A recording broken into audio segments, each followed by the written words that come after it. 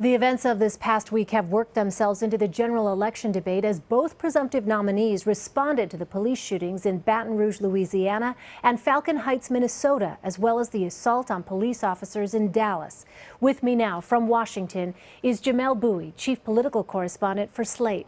Jamelle, it is very clear that Black Lives Matter and Blue Lives Matter will be at the forefront of the issues this election. How will the candidates have to go about addressing one without making it seem like they're alienating the other? Are they going to be able to do that?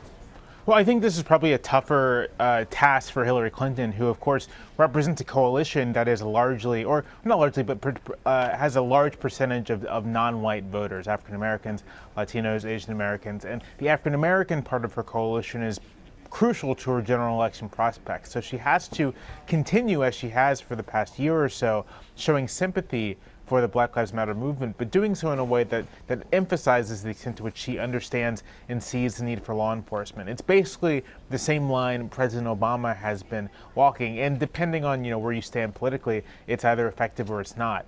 I'm not sure Donald Trump needs to do any of this. Donald Trump is already running a campaign based on the idea that there are some Americans are more Americans than others.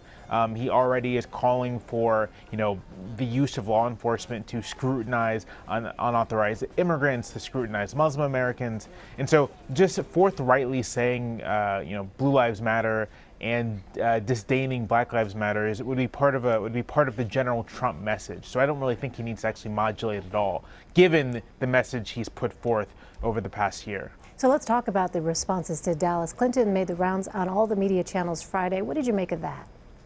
I thought that was the smart thing to do, to sort of focus this on the tragedy itself, to try as much as possible not to make it a partisan political football. But again, it gets back to the fact that Clinton has this line she has to walk of showing sympathy for Black Lives Matter, which is important to a good chunk of her African-American political base, but also not alienating college-educated and suburban whites who may be on the fence with these issues. And Trump released a video response with a rather somber tone and did no media hits. Is this showing an evolution in his campaign? It's funny, whenever something like this has happened, and sadly a lot of this kind of thing has happened over the past couple months, Trump does something that is more subdued, and I think we as media take it as some sort of shift in his campaign. I'm not sure his campaign is shifting because I just don't think that Trump is capable of doing that. It's noteworthy that after these subdued responses, he usually does some sort of public event in which that subdued response is basically thrown out the door. So I think this is more his handlers and his campaign recognizing the extent to which if Trump were to do something public, the story would quickly become about whatever Trump said.